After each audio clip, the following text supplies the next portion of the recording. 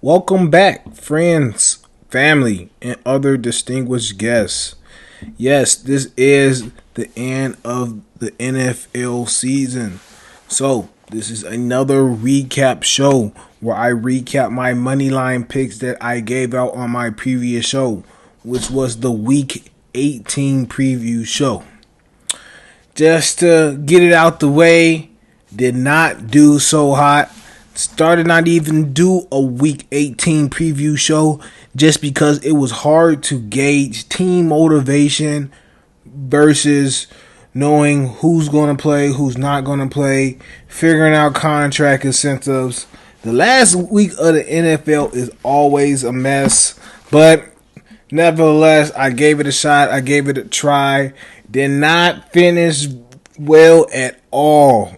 Finished very, very horrible. I know. Another sub 500 week. Definitely was not expecting a poor performance like this from me. But like I said initially, week 18 is always one of the hardest weeks. You got some teams sitting some players. You got some teams only playing players for one quarter or one half, and it just makes it difficult trying to predict team success. But nevertheless, I'm going to go through each one of these games on a card and talk about how each one of these games finished, talk about where I went wrong at. Did not reach my season goal, which was to get at least 13 wins in a week. My season best was 12. But yeah, going to get into it right now, and we're going to talk about it. So the first game that was played was the Panthers and the Buccaneers. Was predicting the Panthers to win this one just based on their win one, lose one trend, and based on the Buccaneers just dropping games like crazy in the last month or two. But the Buccaneers end up getting a win, despite them not really showing nothing. Even though the Buccaneers win, they still lost. They were trying to get into the playoffs, but they needed what's the team? They needed the Saints to win, but the Saints didn't end up winning. So the Panthers got the nod, and the Panthers are going to the playoffs. But yeah, this was a good game for Cade Otton, good legacy game. 7 for 9, 94 yards, 1 touchdown. And yeah, he usually never pops off, so that was very strange. And then this was just man, you know what Speaker Knocker says, Puerto Rico. Yeah, if y'all know, that's the Rico story. But yeah, Rico Dotto, man, what happened to Rico, man? Puerto Rico. 7 carries for 10 yards. Chuba Herbert, he didn't do anything much more. 5 carries for 10 yards. So between both of these running backs, they only had 20 yards. Not going to get it done. Despite that poor performance on the ground, Bryce Young had a pretty solid game. Went 24 for 35 with 266 yards, 2 touchdowns, and 1 interception. Just didn't get it done. But hey, they still made it to the playoffs. Even though the Panthers lost, they still win and go into the playoffs. So, this division is super weak, just super trash. So, and you get situations like this. Even when you win, you still lose, and when you lose, you still win. So, wouldn't expect this division to end any other way than the way it currently did. Next game, the Seahawks and the 49ers. This was a win for me. Seahawks been rolling. 49ers, yeah, they didn't do anything in this game. The Seahawks just ran up and down the 49ers. K9, who is Kenneth Walker, had 133 all-purpose yards. So that breaks down to 97 yards on the ground and 36 yards in the air. And then Zach Charbonnet, he had 97 all-purpose yards. That breaks down to 74 yards on the ground and 23 yards in the air. And he even had 1 touchdown. So solid game for Zach Charbonnet and Kenneth Gainwell. I mean, not Kenneth Gainwell. Kenneth Walker. Both of these running backs ran up and down the 49ers. And the 49ers could not produce any offense at all. So that was very surprising to me because they've been hot. This team has been consistently getting at least 20 points. So for them to get 3 points just shows how lethal this defense is. And the Seahawks team is poised to make a run. Next game was the Colts and the Texans. This game had a lot more points than expected. I was expecting this total from the Seahawks 49ers game. But yeah. The Texans, Houston snuck one out here. And their offense still looks pretty sluggish. Nico Collins didn't play this game, so maybe that has something to do with it. Schwab played this game. But yeah, this was a very sluggish performance for the Texans. And the Colts, they look pretty good with Riley Leonard, man. He came in there, he showed some good things, and shout out to my boy Alec Pierce, man. He's severely underrated. 4 catches for 132 yards and 2 touchdowns. A real deep threat. As much as I love for the Colts to run it back, I would actually like to see Alec Pierce take a number 1 receiver role on the Tennessee Titans with Cam Ward, because we know Cam Ward is going to throw that ball down the field, and we also know Alec Pierce is going to track that down and catch it. So I like to see Alec Pierce move around. He's a free agent. So Titans, if you're listening, throw a bag at him. Next game, we got the Browns and the Bengals. Yeah, was not expecting this one at all. I mean, Myles Garrett got that sack. He broke that record. Got 23 sacks on a season. So we're gonna first start out by saying shout out to Myles Garrett for getting that record and closing that up. But man, this Browns defense continues to show up on week in and week out. Yeah, they had 2 touchdowns on defense, another pick 6 for Joe Burrow, and they end up recovering a fumble and taking it back to a touchdown as well. So, like I said, 2 touchdowns on defense. They got those early, and the Bengals could not really shake that off. So, and the Browns end up getting this win. But yeah, just another disappointing week for Cincinnati. Yeah, just the end of the season. I know they're pretty happy about that. But this division is wide open, man. To be honest, the Browns, they don't got to figure it out. They fired their head coach. They still trying to figure out what they're doing with the quarterback situation. The defense is ready, but the offense is severely behind. So maybe they look to get a good receiver, maybe Cardell Tate in the draft. Maybe they look to get a competent head coach, but there's a lot of problems on this offensive side. But this defense is ready. But next is the Steelers in this division. They got old man Rodgers. Mike Tomlins looks like he got 1 foot in, 1 foot out. So, not really worried about the Steelers like that, even though they consistently, go at least above 500. And then you got the Ravens lastly. And they just fired their head coach in Harbaugh. So this division is wide open. The Bengals can easily take this division if they lock in. Need some defensive pieces. So we'll see what they do in this offseason. But I'm excited to see what the Bengals do in this upcoming season, given that this division is pretty much wide open. Next game, we got the Saints and the Falcons. I was expecting the Saints to come on top of this, but the Falcons end up getting a win here, despite them not really doing nothing on offense and being really outplayed.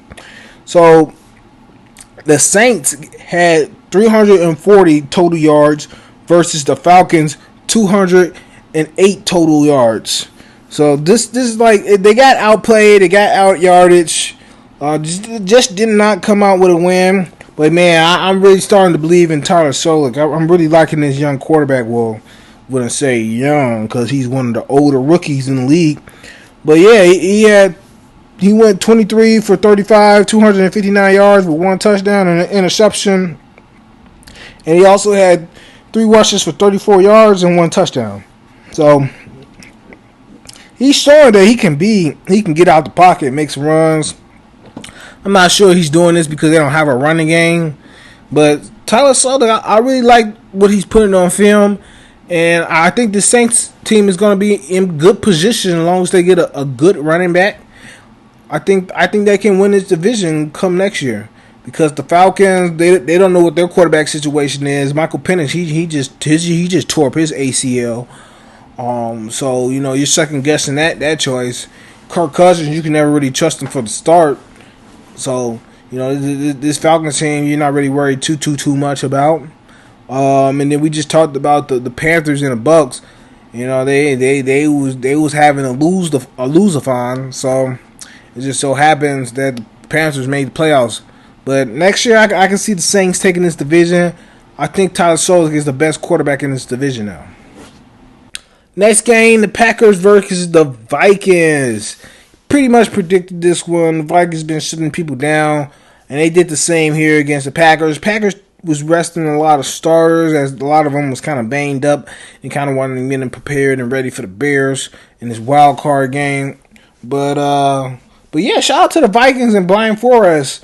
He's showing that he needs another chance as a head coach. So I'm excited to see where he goes this off season, as he proved that he can he proved that he can be a great defensive mind, and I think he make a real impact. You link him up with a good offensive coordinator, and this whatever team he can get on, he will transform and can go far. In terms of this Packers, they was just resting people, just for the next game. But man, did they look ugly. Man, did they look ugly. Next game, Titans and the Jaguars. Yeah, the Jags are rolling. Pretty much predicted this. Trevor Lawrence is playing really well. 255 yards, 3 touchdowns. Cam Ward ended up getting hurt this game, but he looked like he was gonna have a good game.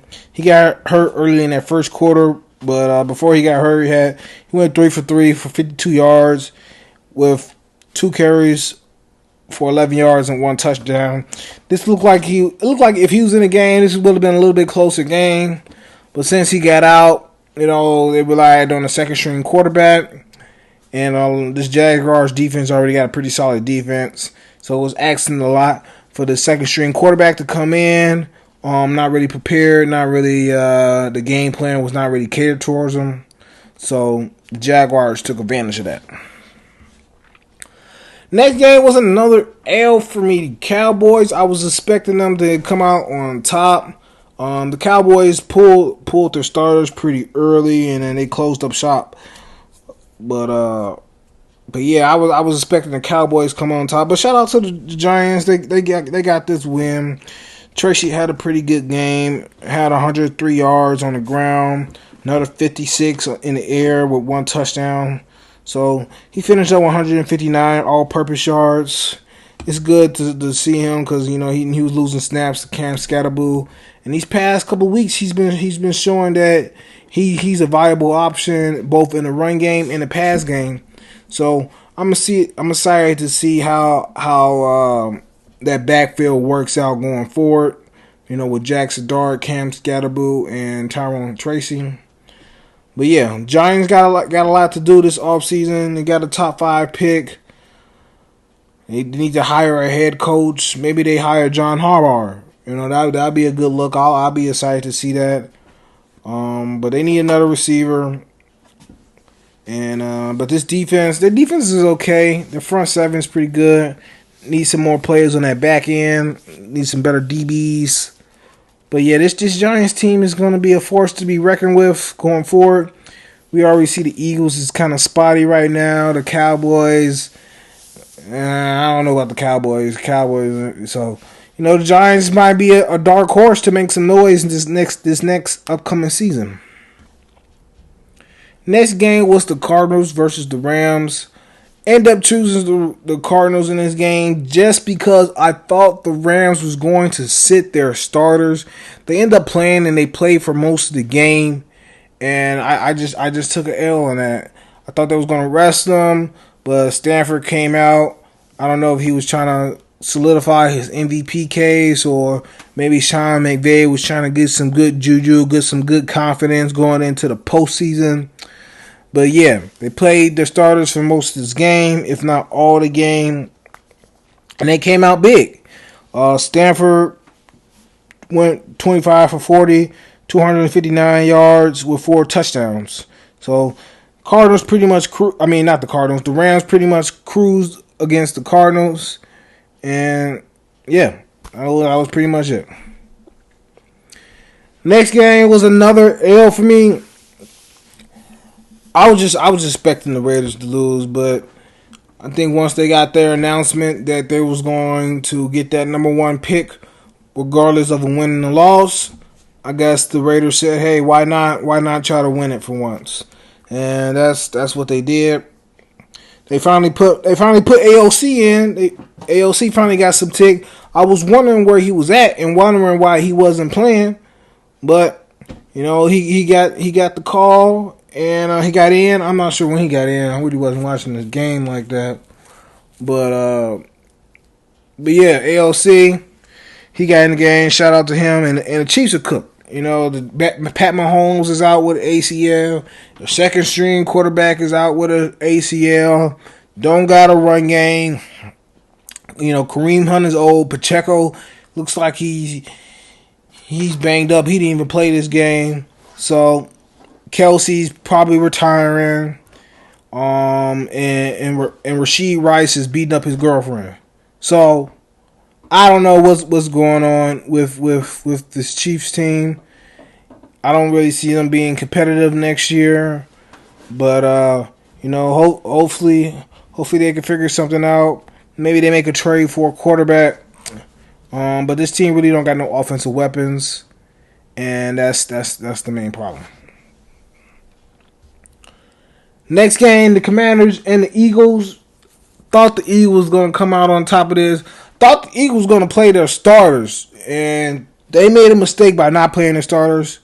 They very much could have got that 2 seed because the Chicago Bears lost this week. But the Eagles decided not to play their starters, and they lost, and now they're in that 3rd seed, and they have and now they're gonna have to fight, So not a smart move for the Eagles, but hey, it was, I guess, as much rest possible, especially with a lot of key starters. But for this Eagles team, I would like for them to see them came out and play, especially since the offense has been looking lackluster. But they did not play. They got that loss. And I don't know, come playoff time, if this Eagles team is going to be ready. But hey, you make your decisions, you live them, you live by them, you die by them, and we'll see what comes in, what results in the postseason from this decision. Next game was the Dolphins and the Patriots. Nothing really much to say from here. Patriots playing the Dolphins, but yeah, pretty much predicted this one, but I did not predict this. Ramondre Stevenson to go off like the way he did. Had 7 carries for 132 yards, 2 touchdowns, with another 2 receptions for 22 yards and 1 touchdown. That totals to 154 yards and 3 touchdowns. Trey Henderson, he got in the party with 13 carries, 53 yards and 2 touchdowns. That's 5 touchdowns between your running back. Like that's elite usage. Drake May didn't have to do anything. I think that hurt his case with the MVP. Can almost just lock in Matt Stafford to win that award. But the Patriots just having fun this game, and they was playing the Dolphins, which is a lackluster team. Next game, oh man, my Bears. We played all our players for the whole game, and we end up getting this loss. We were home, so I thought we was gonna have a little bit more juice that we did, especially given the first game where the Lions put up 50 on us, 50 plus. I think it was 52, and yeah, the story of the Bears came out sluggish. Come second half in the fourth quarter, Bears want to pick it up, but it was way too late. Caleb Williams had a couple boneheaded mistakes this game. The offensive line wasn't really opening up holes. The Bears rush offense really didn't do nothing at all. Like Swift had 40 yards. Monangai, I think he had like 10 yards. We only had like 64 yards, total yards, all yards between everybody that whole game. But shout out Colston Loveett, another big game from him. 10 catches, 91 yards, 1 touchdown. I was critical of the pick at first, but he's looking like a real stud. I can see him, being a pillar for this Bears offense, kind of like how Travis Kelce was the pillar for the Chiefs for so many years. I can see that for Colston Loveett, the trust in him. He's making plays and he's getting it done. Terms of the Detroit Lions, hey, Gibbs had over 100 yards. If you watch all my previous shows, I will let you know. If Gibbs have less than 100 yards, the Lions do not win.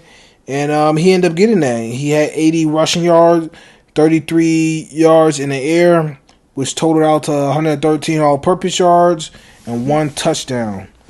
Also shout outs Amon St. Brown, 11 catches, 139 yards. Our DBs was just lost. He was just cooking our DBs. Explosive plays after explosive plays for this whole offense. And this Bears defense, they get takeaways, but they also give up explosive plays. So come playoff time, they're gonna have to tighten that up. Can't be giving up these explosive plays and expect to win the game. Next game, the Chargers and the Broncos. This was another L for me. So expecting the Chargers to come out. Was not expecting the Chargers to rest their starters when I had made that preview show. But I guess it made sense because the Chargers really couldn't move up or move down. So they say, hey, we might as well just rest Justin Herbert. He's been banged up anyway. So we might as well get him as healthy as possible for the playoffs time so they can make a deep push.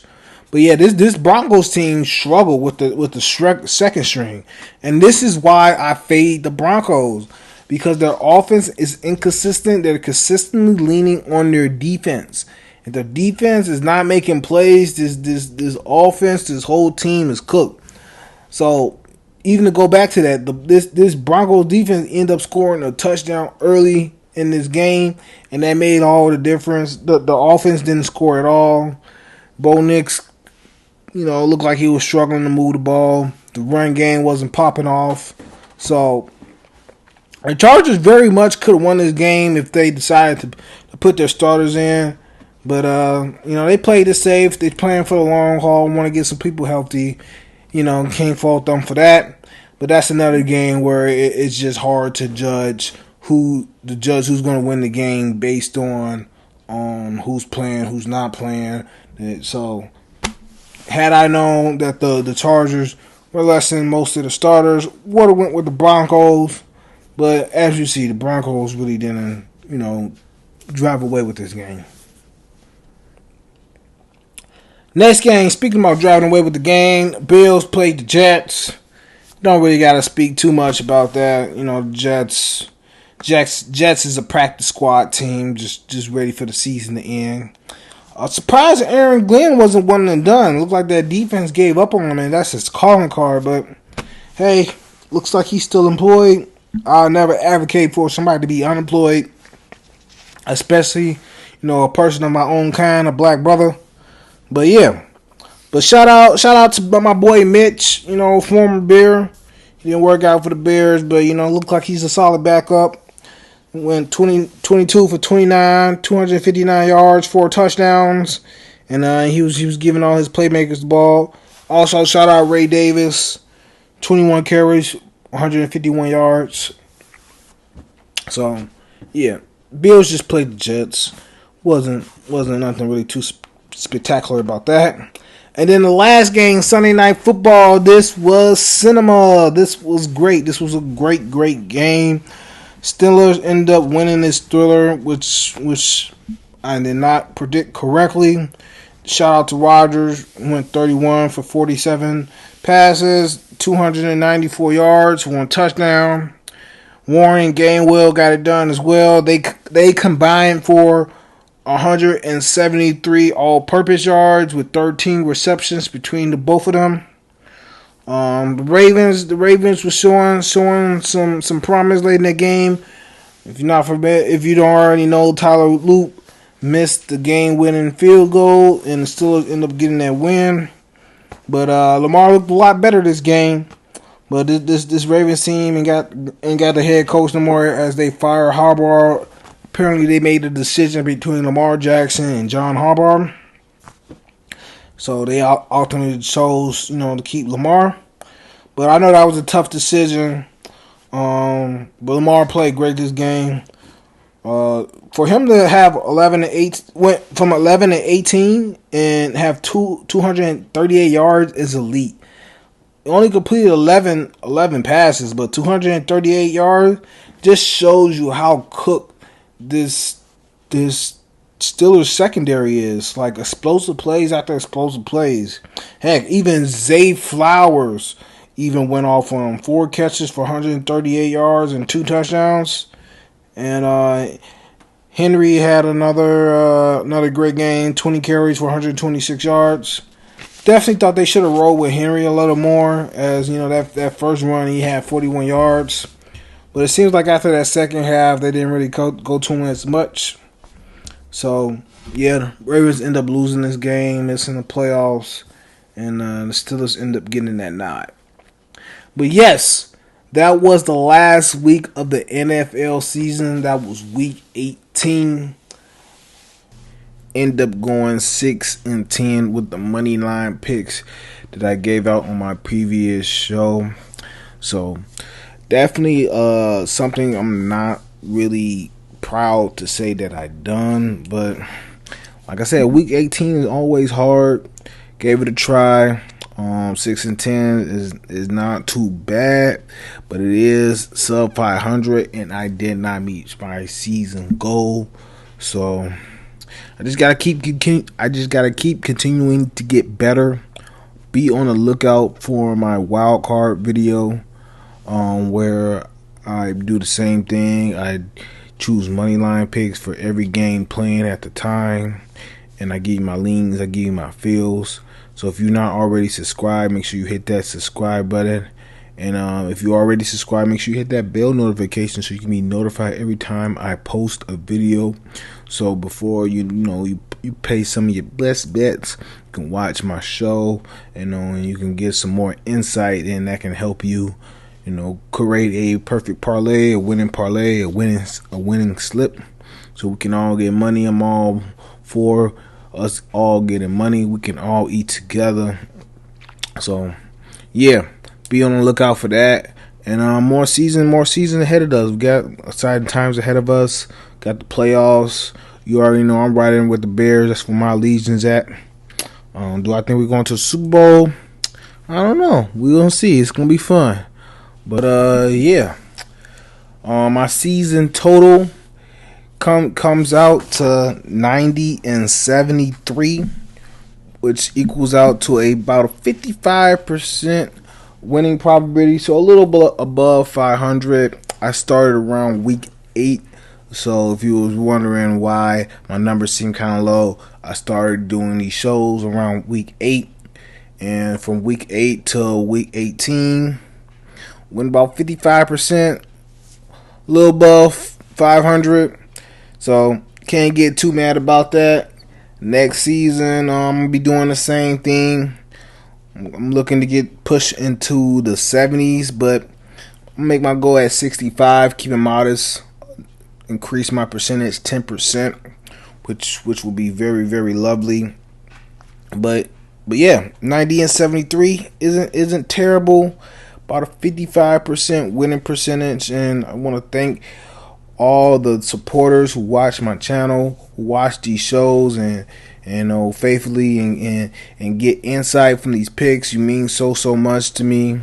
I'm not getting paid for these, just doing it for fun. and I just love doing it. And I take this game very serious. So thank you all for staying in tune with me, watching my videos, and just showing love. But yes, that is the end of the season. I'm going to be doing wild card picks. So if you have not already, subscribe. And if you are subscribed, make sure you hit that bell notification so you can be notified every time I drop a video. So you can get all the insights, all the intel, and you can craft the perfect parlay so you can win some money. So be on the lookout for that. My wild card video is coming out very, very soon. But yeah, that's another episode. Thank you for watching, and I'll see y'all soon.